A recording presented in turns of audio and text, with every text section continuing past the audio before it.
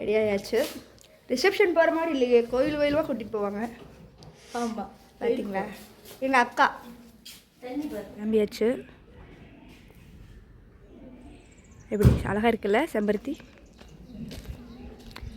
அழகன் வர நிற்கிறாரு ட்ரெஸ் போடாமல்.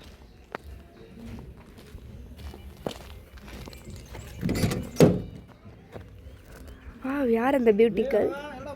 நைஸ். போகிற வழியில் நம்ம ட்ரெஸ்ஸோட ஃபேண்ட் வந்துட்டு ரொம்ப ஹைட்டாக இருக்குது மக்களே. நம்ம ஹைட்டை விட பெருசாக இருக்கா, சரி மடிச்சு தைக்கலாம் அப்படின்னு சொல்லிட்டு நம்ம ரெகுலர் கடைக்கு போயிருந்தோம். எங்கள் அம்மா வந்து அங்கே வீடியோ எடுக்க என்ன பண்ணிட்டு இருக்காங்க பாருங்க.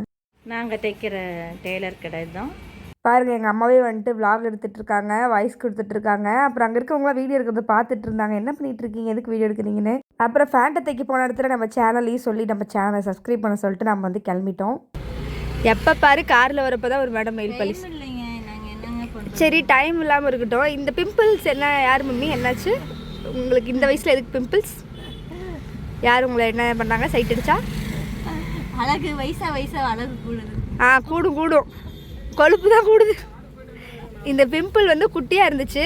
கடையில் இருந்து சுண்ணாம்பு, யாராவது படிக்காதவங்க யாராவது பிம்பிள் இருந்தால் சுண்ணாம்பு வைப்பாங்களா? எங்கள் அம்மா வைப்பாங்க. எதானாலும் சரி சுண்ணாம்பு தான் வைப்பாங்க. மூஞ்சுக்கு வச்சாங்க, இப்படி பெருசாயிடுச்சு. பார்த்தீங்களா நெயில் பாலிஷ். அங்கே என்ன ப்ளஷ்ஷா? ஒரு பவுடர் அடிச்சு ஒரு பொட்டு வைப்பேன். இது ஒரு பெரிய குத்தமா?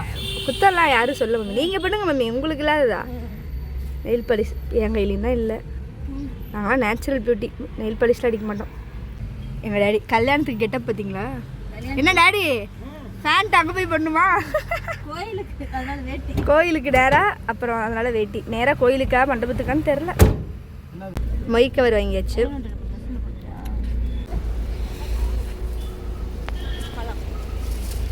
கோயிலுக்கு கல்யாணத்துக்கு போகல, கோயிலுக்கு போகிறோம். கல்யாணத்துக்காரங்களும் இந்த வீடியோ பார்ப்பாங்க பாருங்க. கல்யாணத்துக்கு வரதா சாக்கு கோயிலுக்கு கூட்டிகிட்டு போவாங்க இவங்க. சும்மாவே கோயில் கூட்டிட்டு போவாங்க. திருச்சி வேற போகிறோம். திருச்சி போய் தெரிச்சி சாயங்காலம் கோயிலாக கூட்டிகிட்டு போய் எந்த ஃபங்க்ஷன் போனாலும் அங்கே இருக்கிற ஒரு கோயிலை விட மாட்டோம். விடாதீங்க. என் நம்பி எஸ்கேப் ஆயிட்டான், நான் தான் மாட்டிக்கிட்டேன். நம்ம முருகனை தரிசிக்கமா வர மாட்டோம். முருகருக்கு நான் தரிசிக்க செய்ய மாட்டேன். மறுபடியும் கூட்டு போவீங்களா வேற எங்கேயோ? எங்க அங்க இருக்க ஏதாவது சிறப்பு கோயில்கள் ஏதாச்சும் தான் பார்க்க வேண்டியதான். எனக்குமா ஒரு பழம்.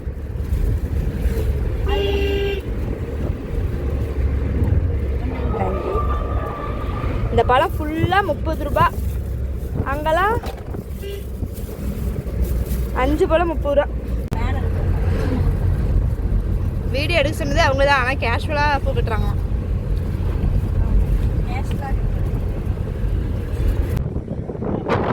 Wow nice. கடல் மாதிரி